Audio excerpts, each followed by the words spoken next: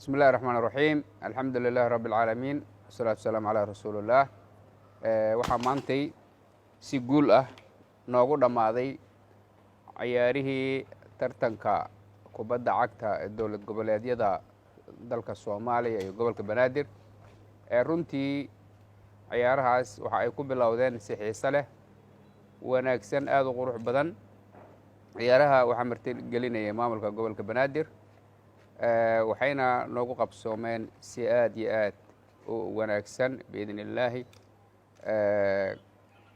maantay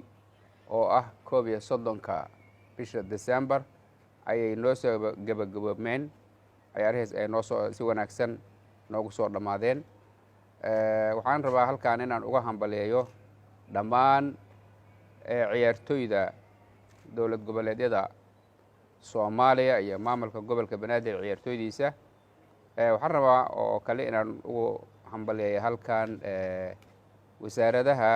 isboortiga dowlad goboleedyada iyo guddiga isboortiga maamulka gobolka Banaadir intaa kadib waxaan rabaa si gaar ah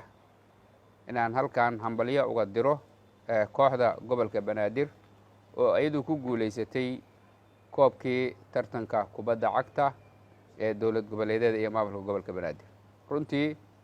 dadaal badan iyo asluub badan iyo xirfad aqooneed ayay soo bandhigeen waxaan rabaa inaan si gaar ah uga mahad celiyo tababarihii kooxda gobolka Banaadir iyo goolhayihii kooxdaas anigoo guud ahaan uga mahad celinaya dadaalkii ay la yimaadeen kooxda oo dhan gaar ahaan labadaas shakhsi oo ah goolhayaha kooxda iyo tababaraha kooxda oo runtii kaalintoodu ay ka dhex muuqatay garoonka kubadda cagta waxaan leeyahay hambalyo sanadkan kiisa xiga ku gaara nabad bashbash iyo barwaaqo aad iyo aad ayaan ugu hambalyaynaynaa ugu feestaynaynaa guusha aad soo hoyseen haddii aan nahay reer Banaadir wabillahi tawfiiq wassalaamu calaykum waraxmatullah